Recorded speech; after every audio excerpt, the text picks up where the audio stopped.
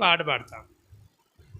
ఈ బైబిల్ తేనెగూడు, ఈ బైబిల్ రుచి మధురము, ఈ బైబిల్ తేనెగూడు, ఈ బైబిల్ చదివి చూడు. తేనె కంటే తీపి చుంటే తేనె దారలు, బంగారం మేలిమి బంగారం. తేనె కంటే తీపి చుంటే తేనె దారాలు, బంగారం మేలిమి బంగారం. ఈ బైబిల్ తేనెగూడు, ఈ బైబిల్ రుచి మధురము, ఈ బైబిల్ తేనెగూడు, ఈ బైబిల్ చదివి చూడు. తేనె కంటే తీపి చుంటే తేనె దారాలు, బంగారం మేలిమి బంగారం. తేనె కంటే తీపి చుంటే తేనె దారాలు, బంగారం మేలిమి బంగారం. ఈ బైబిల్ తేనెగూడు, ఈ బైబిల్ రుచి మధురము, ఈ బైబిల్ తేనెగూడు, ఈ బైబిల్ చదివి చూడు. చదివారా మరి? వద్దునే ఈరోజు ఉదయకాలం బైబిల్ చదువుకున్నారా? చదివితే మంచిది, చదవకపోతే చదవడానికి ప్రయత్నించేయండి. ఎవరిని కూడా బాధ పెట్టాలని, అవమానించాలని, లేకపోతే వేలు పెట్టి చూపించాలని మా ఉద్దేశం కాదు. కానీ మీరందరూ కూడా ఆత్మీయంగా ఎదగాలని, దేవుని వాక్యంలో వేరుపారాలని, వాక్యము మీతో మాట్లాడాలి. వాక్యం అంటే దేవుడే, ఆ ప్రభువు మనతో మాట్లాడాలని మా కోరిక. దాంట్లో భాగంగానే మిమ్మల్ని మేము ఎంకరేజ్ చేయడానికి ఆ మాటలు చెప్తూ ఉంటాం. బైబిల్ చదివారా, చదవండి, అట్లా చెప్తూ ఉంటాం అన్నమాట. దాని కొరకు మీరు ఏం చేయకూడదు చెప్పండి?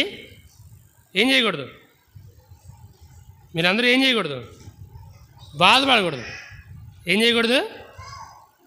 మీరు చెప్తే ముందుకెళ్దాం. గట్టిగా చెప్పండి. బాధపడకూడదు. ఎందుకంటాం మేము? మిమ్మల్ని అంటే మాకు ఏమైనా వస్తుందా బలం? 4 కేజీలు బలం వస్తుందండి చెప్పండి అంటాం 4 మాటలు. ఎందుకంటే దేవుని వాక్యము మంచిది. దేవుని వాక్యము ఆత్మీయమైన ఆరోగ్యానికి అవసరమైనది.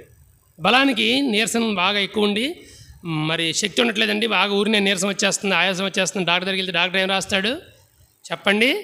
టానిక్ రాస్తాడు బలానికి. అలాంటి టానిక్ కన్నా 1000 రెట్లు ఎక్కువ ఇది బైబిల్. దీన్ని ఏమన్నారు? తేనె గూడు. దీని రుచి మధురం. చదివి చూడాలి మనం, చదివితే తెలుస్తుంది ఆ తేనె గూడు యొక్క రుచి ఏంటో. సరే, ఈరోజు ఉదయకాలం మేము చాలామంది వచ్చి ఉన్నారు, ఉదయకాలం విన్నారు కొంతమంది వాక్యం. దేవుని మహాకృపను బట్టి దేవుని చిత్తముల గురించి చాలా విషయాలు నేర్చుకుంటూ వచ్చాం.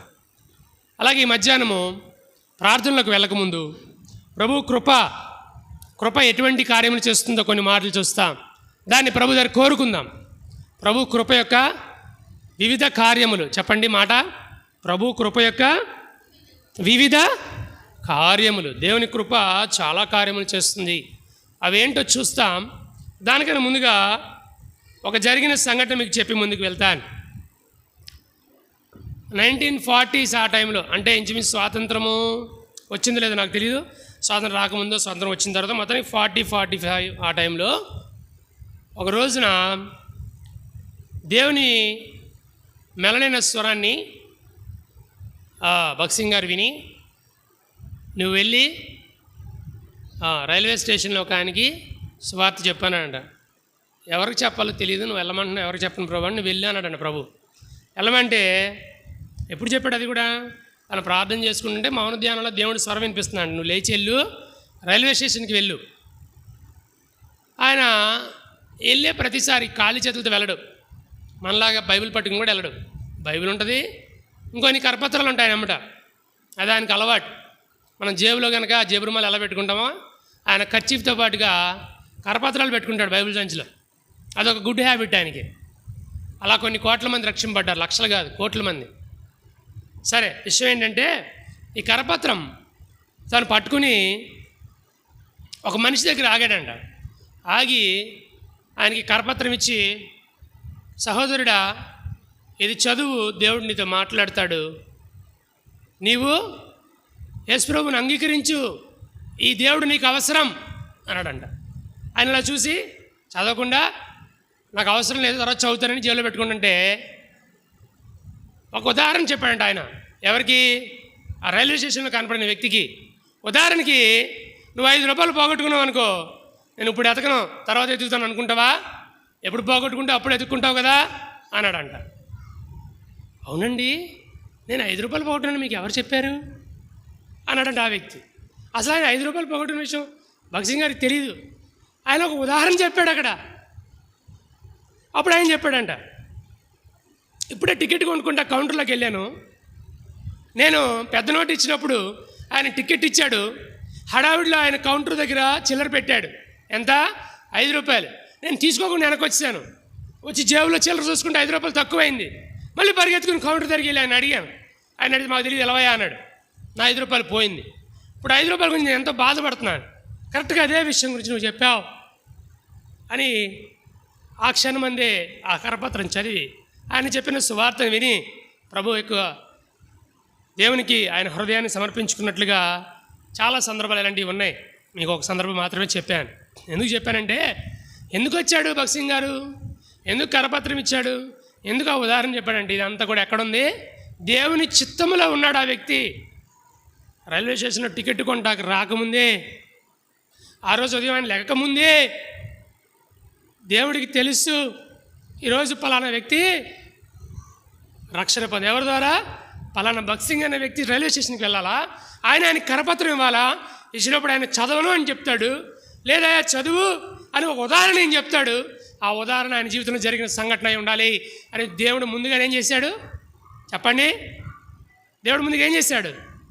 నిర్ణయించాడు. నీ జీవితంలో దేవుడు ఒక దినాన్ని నిర్ణయించాడు. ఆ దినము నువ్వు గుర్తెరిగావా? ఇప్పటికైనా దేవుడిని హృదయపూర్వకంగా నీ హృదయంలో చేర్చుకున్నావా?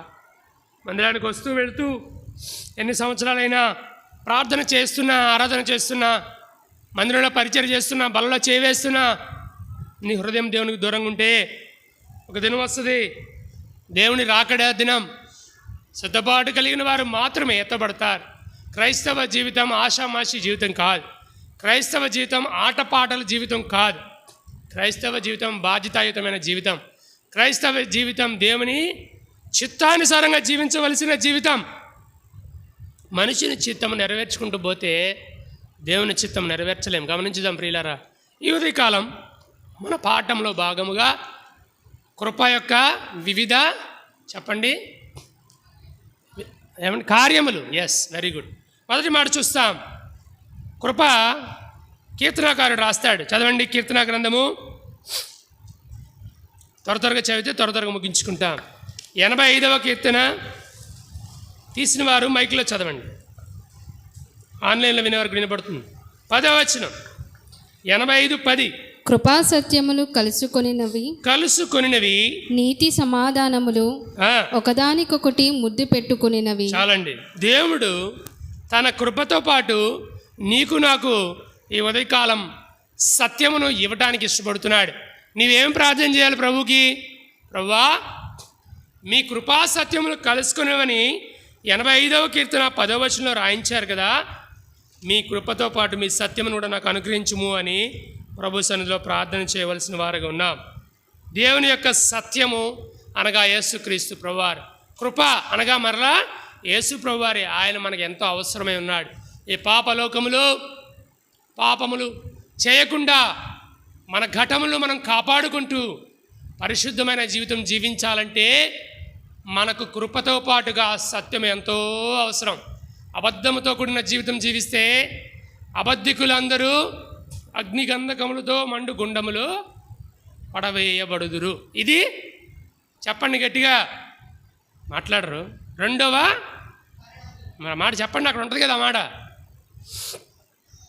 సరే, మొదటి విషయం ఏమడగల ప్రభుని ప్రార్థనలు ఇవ్వాలా? ప్రభువా, నా జీవితంలో అబద్ధానికి చోటు ఉండకూడదు, మీ సత్యాన్ని నాకు అనుగ్రహించి కృపనిచ్చారు, కృపాసత్యం కలుసుకుని అని చెప్పారు. ఆ కృపతో పాటు సత్యం నాకు దయచేయండి ప్రభు, మీ సత్యంతో నేను జీవించడానికి సహాయం చేయండి అని ప్రభువుకి ప్రార్థన చేద్దాం. రెండవది చూద్దాం. యోహాను రాసిన 2వ పత్రిక మొదటి అధ్యాయం, దాంట్లో ఒకటే అధ్యాయం ఉంటుంది. మూడవ వచనం సత్య ప్రేమలు మన యందుండగా తండ్రి అయిన దేవుని యొద్ద నుండి సత్య ప్రేమలు మన యందుండగా తండ్రి అయిన దేవుని యొద్ద నుండి తండ్రి యొక్క కుమారుడగు యేసుక్రీస్తు నొద్ద నుండి కృపయు కనికరమును, చెప్పండి, కృపయు కనికరమును సమాధానము మనకు తోడగును. మనం ఏమడగాలి ప్రభుని? ప్రభా, మీ కృపతో పాటు మీ కనికరాన్ని కూడా నాకు అనుగ్రహించండి. కనికరము పొందుకుని జీవించే జీవిత భాగ్యం నాకు దయచేయండి. మీరు ఇవ్వకపోతే నేను పొందుకోలేను ప్రభా. మీ కనికరం నాకు ఎంతో అవసరం. మీ గాయములను రేపి మీ ఉగ్రతకు నేను పాత్రురాల్ని కాకున్నట్లు మీ కనికరమును నా మీద విస్తరింపచేయండి. మీ కనికరము నాకు తోడుగా ఉంచండి. ఇది మన ప్రార్థన అయి ఉండాలి. రెండోది, మొదటి కృప, సత్యము, అది మనకు ఎంతో అవసరం. రెండోది కృపయు మరియు కనికరము. కీర్తన గ్రంథం 89వ కీర్తన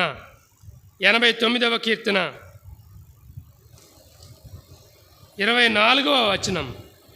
నా విశ్వాసతయు నా కృపయు అతనికి తోడై ఉండెను. మనకి ఏమి తోడై ఉండాలి? దేవుని కృపతో పాటు విశ్వాసం. God's faithfulness, grace plus truth ఫస్ట్ది. రెండోది గ్రేస్ ప్లస్ కంపాషన్, కనికరము లేక ప్రేమ, రెండు ఒకటే అర్థం. ప్రేమ అంటే లవ్ అన్నారు ఇంగ్లీష్లో, కంపాషన్ అంటే కనికరం, పర్యాయ పదాలు అవి. సరే, మూడోది గ్రేస్ ప్లస్ ఫెయిత్ఫుల్నెస్, కృప విశ్వాస్యత కలిసి నడుస్తాయి. ఆ విశ్వాస్యత, ఆ ఫెయిత్ఫుల్నెస్ కూడా మనకు ఎంతో అవసరం, తోడుగా ఉండాలి. అది మనం అడగాలి ప్రభువుని. గుర్తుపెట్టుకుందాం ప్రియులారా, ప్రభువుని రోజు అడుగుదాం ఈ ప్రార్థనలో.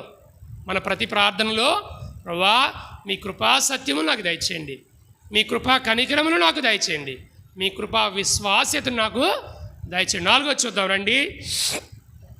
2వ కొరింథీ పత్రిక 13వ అధ్యాయం. చెప్పకుండానే చెప్పొచ్చు, తీయకుండానే చెప్పొచ్చు. ఏముంటుంది 13వ అధ్యాయం? మొత్తం ప్రేమ గురించి ఉంటుంది. చదవండి ఇప్పుడు 14వ వచనం. 13, 14 ఏమండి? 2 కొరింథియన్స్ 13:14. ప్రభు అయిన యేసు క్రీస్తు కృపయు దేవుని, అది ప్రేమ. కృపతో పాటు ఏంటి? ప్రేమ, దేవుని ప్రేమ. ప్రభువా మీ ప్రేమ నాకు కావాలయ్యా, మీ ప్రేమకు నేను దూరం అయిపోయానయ్యా. మీరు మీ ప్రేమను నా పట్ల చూపిస్తూనే ఉన్నారు. ఆ రోజు కలువరి సిలువలో నా కోసం రక్తమంతా కార్చారు. ఈరోజు వరకు ఆ రక్తం నా కొరకు ఏం చేశారు? లభ్యంగా ఉంచారు, అవైలబుల్గా ఉంచారు. ఎప్పుడు మీ పాదాల చెంతకు వచ్చినా మీ రక్తంతో కడగడానికి, శుద్ధీకరించడానికి సిద్ధంగా ఉన్నారు. ఆ ప్రేమను నేను గుర్తెరుగులాగున మీ ప్రేమను నాకు దయచేయండి ప్రభు అని ప్రభువుని వేడుకుందాం ప్రార్థనలో. Love, grace plus love. మొదటిది గ్రేస్, చెప్పండి ఏమండి? మొదటిది ట్రూత్, ఎస్. రెండోది కంపాషన్, కనికరం. మూడోది విశ్వాస్యత, ఫెయిత్ఫుల్నెస్. 4వది ప్రేమ, లవ్. 5వది చూద్దాం రండి. నెహెమ్యా గ్రంథం 9వ అధ్యాయం 17వ వచనం. చాలా ప్రాముఖ్యమైన విషయం ఇది కూడా. నెహెమ్యా 9:17 దయచేసి చదివి సాయం చేయండి.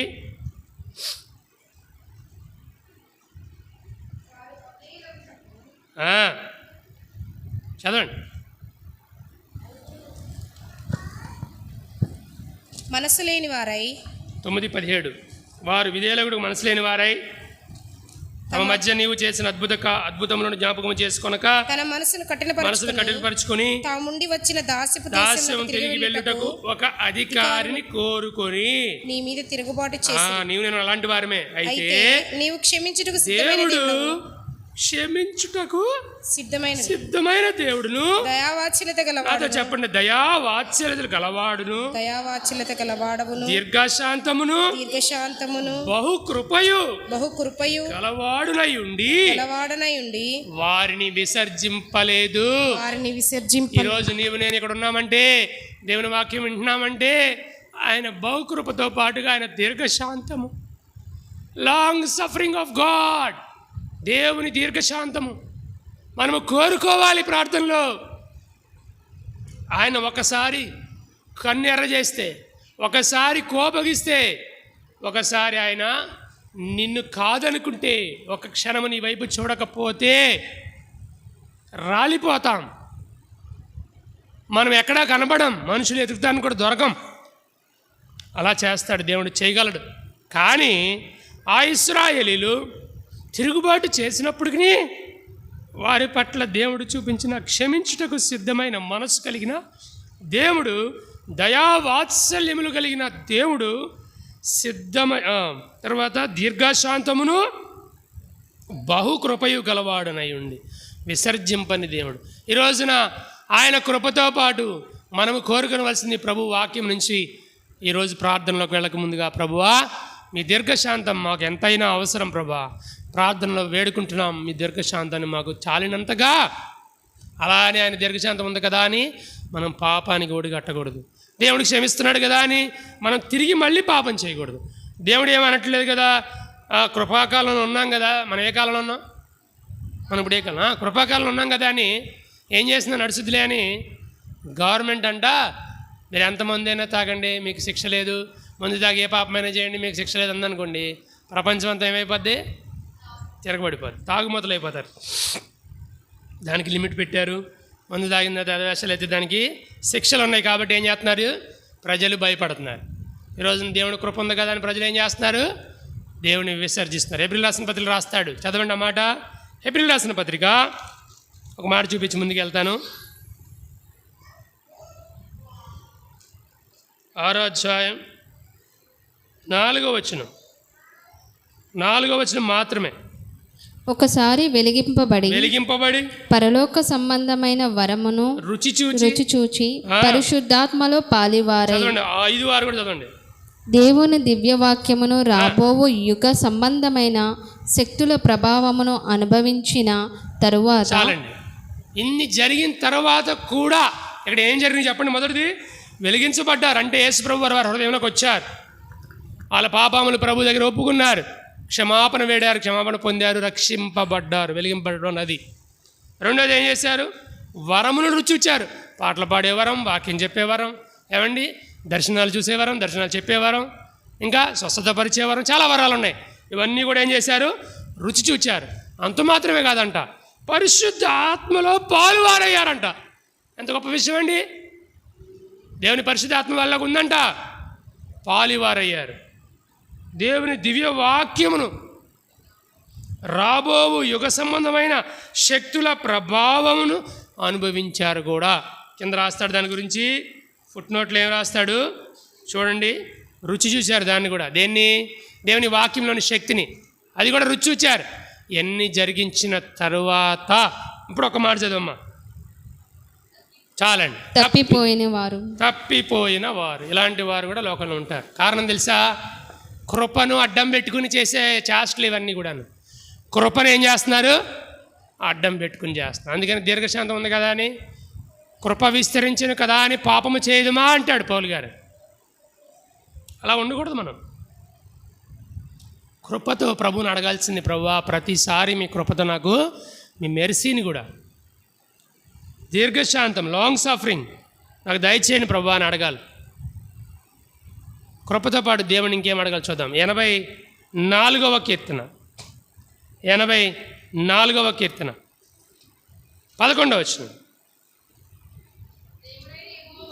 దేవుడైన యెహోవా సూర్యుడును కేడమునై ఉన్నాడు. యెహోవా కృపయు ఘనతయు అనుగ్రహించును. చాలండి. ఏమనుగ్రహిస్తాను అంటున్నాడు దేవుడు మనకి? కృపతో పాటు ఏమిస్తాను అంటున్నాడు? ఘనత, గ్రేస్ ప్లస్ ఆనర్, ఈ రెండు కలిపి ప్రయాణం చేస్తాయి. ఇప్పుడు గుర్తుపెట్టుకోండి. మనం అడగాలి ప్రభుని. ఈ లోకంలో మనుషులు ఇచ్చే ఘనత కాదు, డబ్బు ద్వారా వచ్చే ఘనత కాదు, చదువుల ద్వారా వచ్చే ఘనత కాదు, మనకున్న జ్ఞానము కానీ అందమును బట్టి కానీ వచ్చే ఘనత కాదు. కానీ అవన్నీ తుచ్చమైనవి, ఈ లోకంలో ఒకరోజు విడిచిపెట్టవలసినవే. అసలు ఘనత ఏంటి తెలుసా? దేవుడు కృప ద్వారా ఇచ్చే ఘనత. అది అడగాలి ప్రభుని. ప్రభువా మీ కృప ద్వారా నాకేమివ్వండి? ఘనతని మన ప్రార్థనల వల్ల మనం దేవుని అడగాల్సిన మొరపెట్టుకోవాల్సిన విషయాలు ఇవన్నీ. ఎన్నోసార్లు ఈ విషయాలు మనం మిస్ అయ్యాం, అడగలా ప్రభువుని. ఇవాళ నుంచి అడుగుదాం, ప్రభా ఈ దినమే కాదు ప్రతిరోజు కూడా నా జీవితంలో మీ ఘనత కావాలి. తను తాను తగ్గించుకున్నవాడు హెచ్చింపబడును. ఎవరైతే హెచ్చించుకుంటారో వారిని దేవుడి తగ్గిస్తాడు. మనం దేవుని పాదాల చెంత దీన మనస్కులమై ఆయన బలిష్టమైన రెక్కల కింద ఎప్పుడైతే వస్తామో ఆయనే మనం తగిన సమయం ఏం చేస్తాడండి? హెచ్చిస్తాడు, ఘనతనిస్తాడు. ఆ ఘనత దేంతో కూడి ఉంటుంది? కృపతో కూడిన ఘనత ఇస్తాడు. సో అక్కడ నీకు ఏ బాధ ఉండదు. ఆ ఘనత నీకు ఉండటం వల్ల నీకు ఎటువంటి ఎఫెక్ట్ ఉండదు. అదే భూలోకం సంబంధించిన ఘనత అనుకోండి, అది ఒక రోజు ఉంటుంది, ఒక రోజు పోయినప్పుడు మనకేమొస్తుంది? బాధ వస్తుంది. ఉదాహరణకు ఒక యూనివర్సిటీలో మంచి ప్రొఫెసర్గా చేసే వ్యక్తిని డీటైన్ చేసి, ఏమండి డీటైన్ అంటే తెలుసా? సస్పెండ్ చేసి పోని తీసేసి స్కూల్లో టీచర్గా వేసారనుకోండి, ఎట్లా ఉంటుంది? అర్థమైంది నా మాట మనం చెప్పిన. ఒక యూనివర్సిటీలో పెద్ద ప్రొఫెసర్, పెద్ద పొజిషన్ ఉన్నారు, నువ్వు దీనికి పని చేయవురా బాబు అని చెప్పి అక్కడి నుంచి పీకేసి, అప్పటికే చాలా పేరు వచ్చేసింది, తీసి ఒక చిన్న బోర్డు స్కూల్లో టీచర్గా వేసారనుకోండి, ఆ మనిషికి ఎట్లా ఉంటుంది? రోజు తల దించుకుని వెళ్తాడు, తల ఎత్తుకోలేడు. ఎత్తుకుంటాడా? అది లోక సంబంధించిన ఘనత. ఘనహీనులు అయిపోతాం. అదే దేవుడిచ్చే ఘనత కృపతో కూడింది కాబట్టి ఎప్పటికీ ఉంటుంది. ఇది 6వది. 7వ చివరి చూసి ప్రార్థన చేసుకుంటాం. 2వ పేతురు పత్రిక 1వ అధ్యాయం 2-3 వచనాలు అందరం కలిసి చదువుతాం. 2వ పేతురు పత్రిక 1వ అధ్యాయం 2-3 వచనాలు. తన మహిమను బట్టి గుణాతిశయమును బట్టి మనల్ని పిలిచిన వాని గూర్చిన అనుభవ జ్ఞానం, అందరూ చదవండి. ఆయన దైవశక్తి జీవమునకును భక్తికిని కావలసిన వాటన్నిటినీ మనకు దయచేస్తున్నందున దేవుని గూర్చినట్టు, మన ప్రభు అయిన యేసుని గూర్చినట్టు నేను అనుభవ జ్ఞానం వలన మీకు అనగా మనందరికీ కృపయు సమాధానమును విస్తరింపజేస్తానంటున్నాడు. ఇందాకేమన్నాడు? కృపా ఘనత చదివారన్నమాట. 84:11 చదవండి. కృపా ఘనత అనుగ్రహిస్తానన్నాడా? చదవండి మాట 84:11 చివరి మాట చదవండి. కృపయు ఘనతయు యెహోవా కృపయు ఘనతయు అనుగ్రహిస్తాడు. ఇక్కడ విస్తరింపజేసేది సమాధానం, అనుగ్రహించేది ఘనత. గుర్తుపెట్టుకున్న ఈ మాటలు. ప్రభువు నీ జీవితంలో సమాధానం అనుగ్రహించాలని, ప్రభువుని విస్తరింపజేయాలని ప్రభువుని వేడుకుందాం. ప్రభా అసమాధాన స్థితిలో ఉన్నాను ఆయన, మీ సమాధానము మీ కృపతో పాటుగా ఇవ్వండి. మీ కృపనిచ్చారు కదా, తద్వారా నేను ఇంకా బ్రతికున్నాను. నా ఆయుష్ని పొడిగింపజేశారు, మీ కృప చూపించారు. మందిరాన్ని తీసుకొచ్చారు, మీ కృప చూపించారు. మీ సమాధానం కూడా దయచేయండి ప్రభు అని ప్రభుని అడుగుదాం. 7 విషయాలు అడుగుదాం ఇవాళ ప్రభుని మనం. మొదటిది ఏమడుగుదాం చెప్పండి? ప్రభు యొక్క సత్యం అడుగుదాం. 2వది కృప. అలా గుర్తుపెట్టుకుందాం. కృప ప్రతిసారి చెప్పొద్దు, కృప గుర్తుపెట్టుకుందాం. సత్యమని అడుగుదాం, కనికరమని అడుగుదాం, విశ్వాస్యతను అడుగుదాం, దేవుని ప్రేమ, దేవుని దీర్ఘశాంతము, దేవుని ఘనత, దేవుని సమాధానం. 7 విషయాలను ప్రభు దగ్గర కృపతో పాటుగా దయచేయమని ప్రార్థన చేసుకుంటాం. ప్రభు మన ఈ వాక్యాన్ని మన వెనుకల్లో దీవించునుగాక. ప్రార్థనలో ప్రవేశిస్తాం. ప్రార్థన అంశాలు ప్రత్యేకంగా చెప్పేటటువంటి ఏమి లేవు, కానీ హాస్పిటల్కి వెళ్ళిన జాన్ పీటర్ గారి కోసం ప్రార్థన చేయండి. ప్రభు మంచి రిజల్ట్ అనగా యొక్క చెకప్ చేసినప్పుడు కంటి హాస్పిటల్లో మరి ఎటువంటి ప్రాబ్లం లేదని, ఆపరేషన్ అవసరం లేదని చెప్పడానికి ప్రార్థన చేయండి. అలాగే దేవుడు మొదటిసారిగా చాలా రోజుల తర్వాత ఆ యొక్క కోర్టు కేసు